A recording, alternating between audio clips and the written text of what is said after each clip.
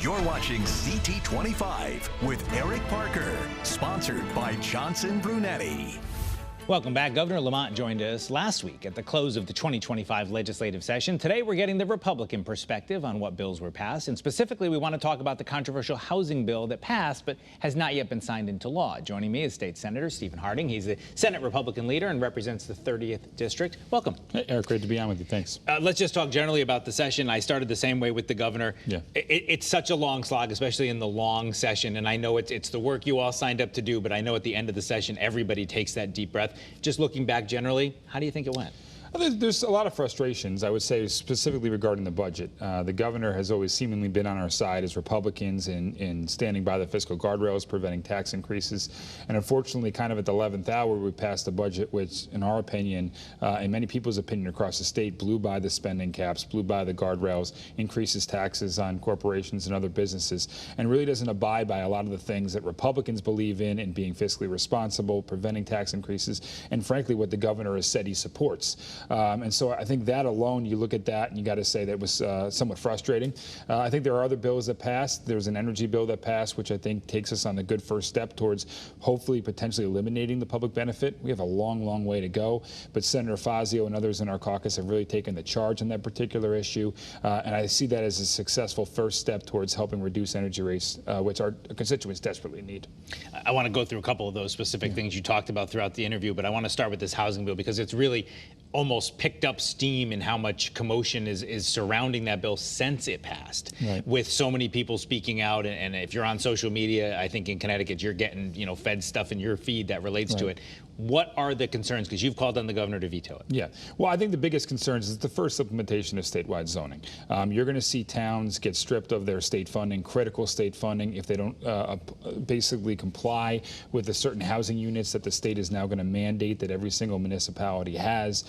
It creates other structures in which statewide zoning would overtake local zoning control. And as I mentioned on my floor speech, this is the first big step in a decade, as I mentioned, that strips away local control and implements what many people in Hartford and the Democratic majority would like to see, which is a statewide zoning effort. It is a dangerous first step, and I think it is dangerous in terms of, as I mentioned, communities having their funding stripped if they don't abide by a certain amount of housing units. I've never seen a bill like that, and that's the reason why I'd like the governor to veto it. Even the governor has heard it from his own Democratic colleagues in different communities throughout the state who have urged him also to veto this and has joined other Republicans in urging him to do the same. And certainly there have been a lot of people speaking out from all different parties and perspectives to say that they're opposed to this bill, and it has been a big outcry. But there's also, I don't think anyone can say that there's not a need for housing. Right. So how do you find that balance? Because the big problem, the governor and I have talked about it on this show, is if you don't have some kind of reason why they have to do it, nobody's really looking to build the kind of housing that some of these communities need. So I would agree, but I would disagree on the premise that we have to strip local zoning control to make that possible. I think the biggest hurdles that we have a lot of the times is developers try to develop housing, but we have so much bureaucracy at the state level and red tape at the state level towards getting licenses and different approvals from the state and different state agencies that in a lot of cases, that's a bigger hurdle than local zoning issues. So what I've told the governor, and the governor has even agreed to some respects, is that if you want to address housing and development of housing in the state, you look within yourself at the state level, find ways to cut the red tape at the state level. Don't go to local communities and strip their local zoning control to do it.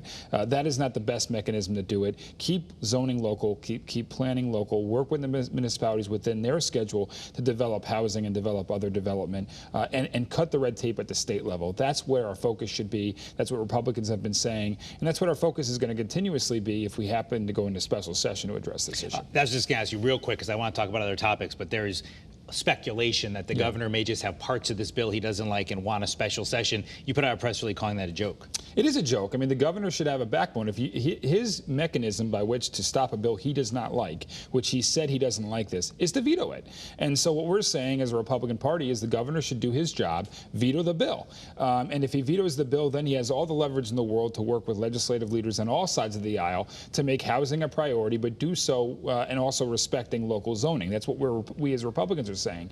If he signs this bill, he loses all his leverage. And basically, the Democratic majority can continue to push through this statewide zoning effort, which 5002 essentially is. And the governor loses all his leverage by doing that. The governor should continue holding his leverage with Republicans and saving local zoning by vetoing this bill and then working on other housing measures in a special session. That's the way he needs to approach this.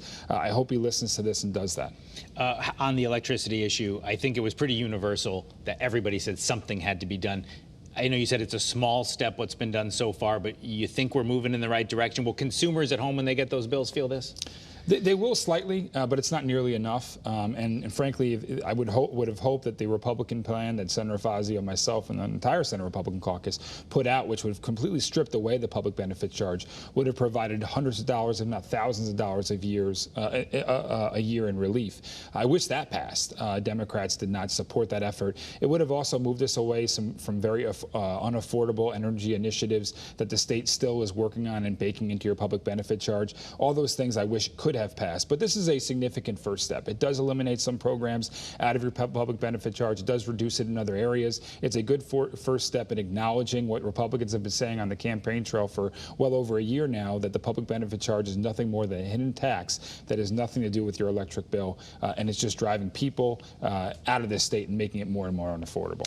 Just 1 minute left, and there was an article in the Connecticut Mirror about you. Mark Pazniakis wrote it, and it said that the small caucus was trying to make a loud noise, and you've been outspoken since taking over as head of the Republicans in the Senate.